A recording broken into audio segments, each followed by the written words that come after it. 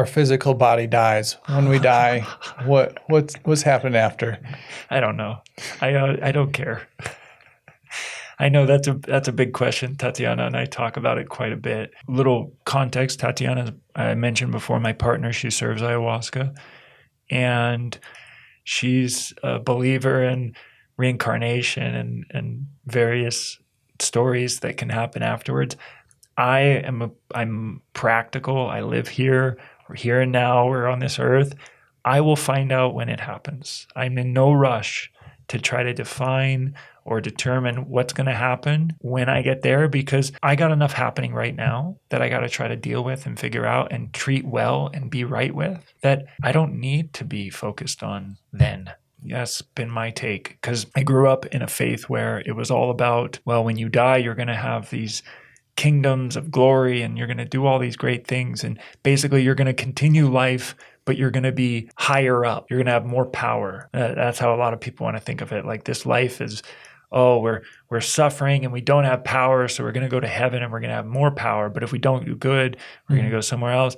Or we go into blackness or whatever. But it's all related to our own ability to craft our reality and the hope that we have a better reality to create afterwards, or a different reality. I see no need. We have a reality right here to craft. We're in it. And yeah, it's hard. It's hard to turn reality into what you want it to be. But that's the game. That's why we're here. This podcast is brought to you by B Micro, a company I'm deeply passionate about because I founded it in 2018. It's USDA organic freeze-dried microgreens for everyday nutrition and detox. Sprinkle them on any meal or take them as a capsule to enjoy the many healthy benefits. Shop now at bmicro.farm. Use code STEVE15 to save.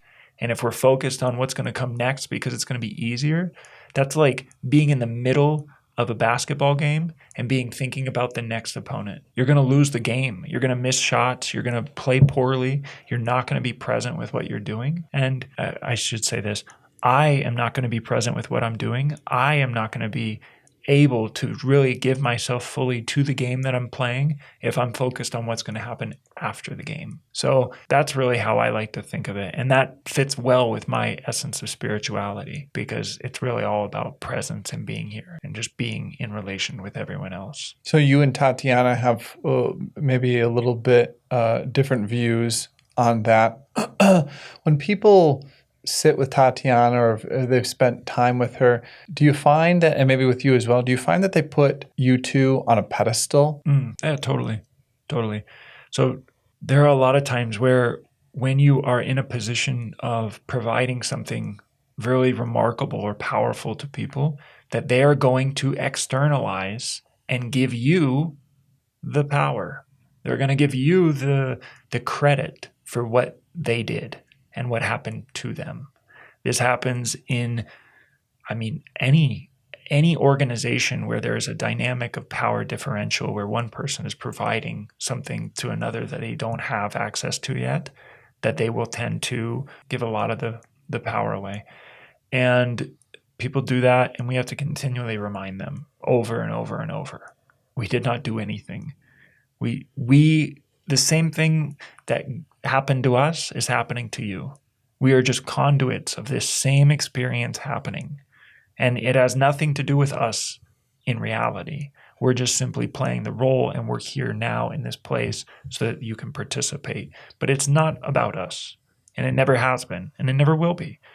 And I think that's the trap that we in our society, especially in our society, but I think as humans, we tend to give our power away so often, whether it's to our parents when we're little, or whether it's to society or church or whatever.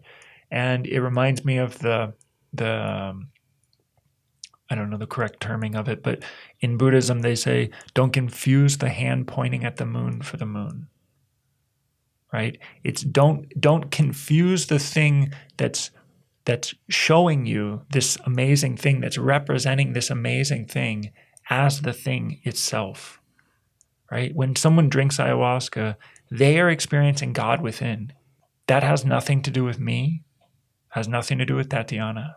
But because we brought the liquid, they give that to us. If they would keep it with themselves and recognize that they're in there, But they're scared because, oh, if I do that, then ego is going to take over and I'm going to think that I'm ego and I did this all. So it's a little complicated. But the reality is that we're just like everyone else. We have the same problems as everyone else. We deal with the same issues as everyone else. And we're just because we chose to study and put time and practice something, we appreciate the respect that people give us and we appreciate their gratitude. But we also recognize that it's most of it, like, virtually all of it is just a mirror of the individual going what they're experiencing and then them feeling it and then applying that feeling to us. If they could just apply it to themselves and recognize, oh, wow, I got myself here. Oh, wow, I found these people. I'm sitting here. I did this. And now what else can I do? I think it's more empowering.